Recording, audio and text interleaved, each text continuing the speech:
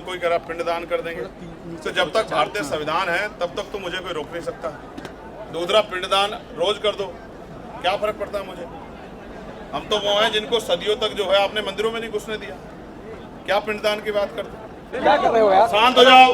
आज आप अयोध्या आए हैं और सम्मेलन को संबोधित किया है, क्या कहेंगे?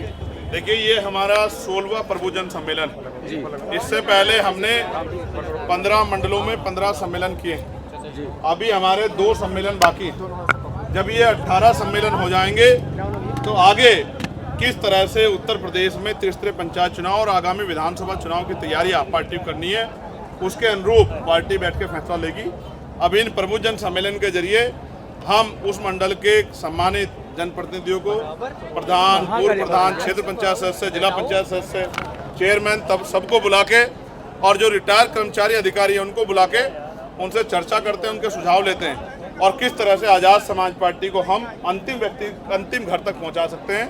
इसके लिए हम लोग प्रयास करते हैं। हम उसमें 5-6 जो हमारे मुख्य मुद्दे हैं उनको हम लोग उठाते हैं और जन समर्थन उस पर जो है, जनता का जो वोट है वो सभा के माध्यम से हम लोग हासिल करते हैं। आने वाले समय में आज़ाद समाज पार्टी उत्तर प्रदेश के त्रिस्तरीय पंचायत चुनाव में अपने रोल को बहुत मजबूत से अदा करेगी और एक बड़ी पार्टी बनकर उभरेगी। जिस तरह से पार्टी के कार्यकर्ताओं ने तमाम लंबा संघर्ष जो है पिछले 2022 के बाद 3 साल तक किया। लोकसभा चुनाव में उनको मौका नहीं मिला कि उनको लोकसभा चुनाव सभी जगह पर लड़ने का मौका मिलता, उसका वो अवसर जो है त्रिस्तरीय पंचायत चुनाव में ग्रामीण क्षेत्र के कार्यकर्ताओं को मिलेगा। और फिर आने वाले चुनाव में 2027 में बड़े पैमाने पे लगभग 50% सीटें हम लोग पिछड़े वर्ग के, अति पिछड़े वर्ग के भाइयों को देने का काम करेंगे, उनकी हिस्सेदार सुनिश्चित करेंगे। क्या कर, जिस तरह से बात की जाए यूपी में आपने कुछ मकानों के ध्वस्तीकरण को लेकर अभी मंच से संबोधित किया है, क्या मामला है, क्या? देखिए, रायगंज यहीं रेलवे स्टेशन के पास विस्तार के नाम पे 150 से ज्यादा मकानों को तोड़ा जा रहा है। उन मकानों में बड़े पैमाने पर आबादी शेड्यूल कास्ट के लोगों की है, पिछड़े वर्ग के लोगों की। सवाल ये है, जो लोग 100 साल से रह रहे हैं, जिनके परिवार वहाँ रह रहे हैं, कारोबार वहाँ है, जिनके बच्चों की शादियाँ हैं, पढ़ाई है, उनको वहाँ से उजाड़ने का काम ये सरकार क्यों करे? विकास के नाम पे विस्तार करना ही है तो उनको वहाँ से पुनः कहीं विस्थापित कर दिया जाए, उनको मुआवजा दे दिया जाए, जिससे कि वो कहीं अपने परिवार के साथ सम्मानपूर्वक जी लें। और मुआवजा भी नहीं दे रहे हो और बुलडोजर से उजाड़ने का काम करे। हमारे कार्यकर्ताओं विरोध करवा के अभी तो वो रुक गया, लेकिन आप समझिए कि उनमें लगभग 50 मकान ऐसे हैं जो प्रधानमंत्री आवास योजना के तहत बने।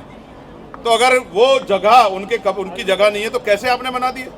तो इसका मतलब ये है कि कोडियों, उस कीमती जमीन को कोडियों के भाव, यहाँ लंबे समय से भ्रष्टाचार चल रहा है, वो पूंजीपतियों को, इंडस्ट्री वाले लोगों को दी जा रही है और गरीबों का हक छीना जा रहा है। ये गलत है, इसको हम लोग बर्दाश्त नहीं करेंगे। जिस तरह बात की जाए युवाओं और उनकी जो वोटर है उनकी राजनीति को लेकर संदेश क्या देंगे आप? जी, युवाओं और जो वोटर्स हैं उनको अपने माध्यम से संदेश क्या देंगे आप?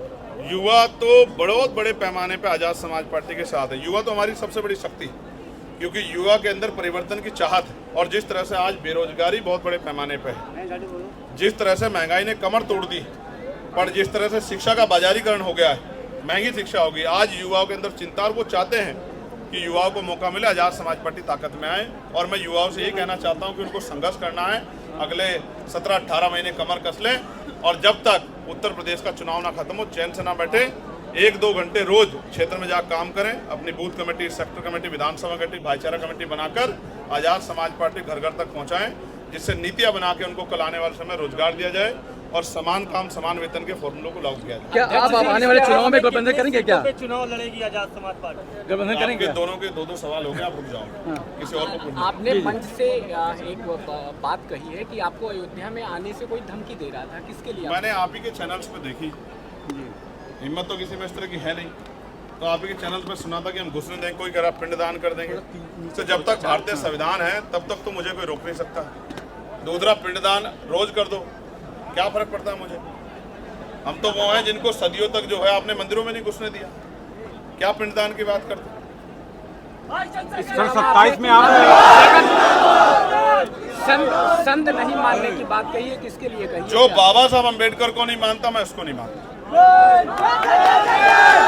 जो बाबा साहब अम्बेडकर को मानता है जो हमारे महापुरुषों को मानता है, जो भारतीय संविधान को मानता हो, किसी जाति धर्म का, हम भी उसका सम्मान करते हैं। लेकिन जो हमारे महापुरुषों का सम्मान नहीं करता, भारतीय संविधान का सम्मान नहीं करता, जो बाबा साहब अम्बेडकर का सम्मान, तो हम भी उसको ना मानते ना उसका सम्मान करते। सर, चुनाव 2027 के गठबंधन के साथ होगा कि फिर इस तरह पंचायत चुनाव की तो देख लो, वो तो सेमीफाइनल है, पहले उससे तो निपट लो। स्वामी प्रसाद मौर्य ने कहा है गैर हिंदू को 25 बच्चे पैदा करने से किसने रोका है?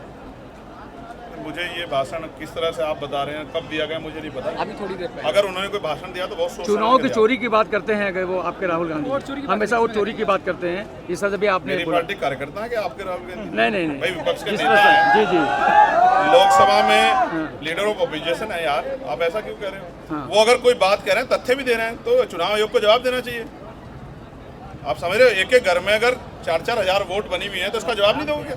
जी एक एक आदमी की 10-10 जगह वोट, इसका जवाब नहीं दोगे क्या? तो इसमें क्या है, कोई गलत सही कहेगा उसकी सही बात। सर, बिहार चुनाव को लेकर क्या सोच है? देखिए, बिहार चुनाव को लेकर पार्टी वहाँ तैयारी कर रही है, जो भी पार्टी का फैसला होगा हम लोग उसका सम्मान करेंगे। चंद्रशेखर जी, भारत पाकिस्तान का आज मैच है और खेल और खून एक साथ नहीं हो सकता, ऐसे कमेंटमेंट बहुत सुने गए हैं, कैसे देखते हैं इसको? आईटी इंडस्ट्री में भी खतरे के बादल ट्रम्प जी की वजह से मंडरा रहे हैं। कितने इंजीनियरों की जॉब जाएगी किसी को पता नहीं है। मैं आपसे कहना चाहता हूँ, हालांकि मैं क्रिकेट मेरा बहुत पसंदीदा खेल है, लेकिन अभी मैं उन लोगों की लड़ाई लड़ रहा हूँ जिनके पास ना खाने को रोटी है, ना पीने को साफ पानी है, ना पहनने को कपड़े हैं, ना सर पे छत है। मैं उनकी लड़ाई लड़ रहा हूँ। क्रिकेट मैच होगा तो मैं अपनी टीम को मंगल कामनाएं दूंगा, लेकिन सच ये भी है कि वादे तो बहुत बड़े बड़े किए थे और कैसा क्या हुआ कि वो वादे पूरे नहीं कर पा रहे हो। सांसद जी के आंदोलनकारी नेताओं एक को दबाने का काम मैच के आधार पे या खेल के आधार पे समस्याओं का निर्धारण नहीं हो सकता, समस्याओं का निपटारा नहीं हो सकता। समस्याएं आतंकवाद की हैं और आतंकवाद पे हम लोग मुखर हैं कि आतंकवादियों को किसी कीमत पे बख्शा नहीं जाएगा। और आतंकवाद के विषय पे हम लोग जो हैं, सरकार को हमने अभी जब ये हमला हुआ था पहलगांव, तब भी कहा था कि हम आपके साथ खड़े हैं, देश के साथ खड़े हैं। भविष्य में भी अगर कोई आतंकवादी घटना होगी तो हम देश के साथ खड़े हैं, लेकिन सरकार को जवाब देना चाहिए कि आतंकवादी आ कैसे जाते हैं और ऐसे हमले कैसे हो जाते हैं, जबकि लंबे समय से केंद्र सरकार है, फिर ये आतंकवादी कहाँ से आ जाते हैं? क्या ये आंदोलनकारी नेताओं को दबाने का सरकार काम कर रही है, जो आंदोलन कर रहे हैं? ये सरकार नेताओं को कहा तो पत्रकारों को भी नहीं छोड़ रही। आप नहीं देखते हो पत्रकारों कैसे सरेआम गोलियां लग रही हैं, कैसे पत्रकार जेल जा रहे हैं। मैं तो पत्रकार बंधुओं के बारे में ज़्यादा चिंता में हूँ कि पत्रकारों के साथ ऐसी हिंसा नहीं होती, वो निष्पक्ष आवाज़ें होती हैं। तो आपकी सुरक्षा के लिए भी कुछ जो है, जब हमें अवसर मिलेगा तो आपकी सुरक्षा सुनिश्चित हो, इसका भी हम लोग ध्यान रखें। धन्यवाद। सरकार द्वारा जो ये योजना चलाई जा रही है, दलित कल्याण योजना,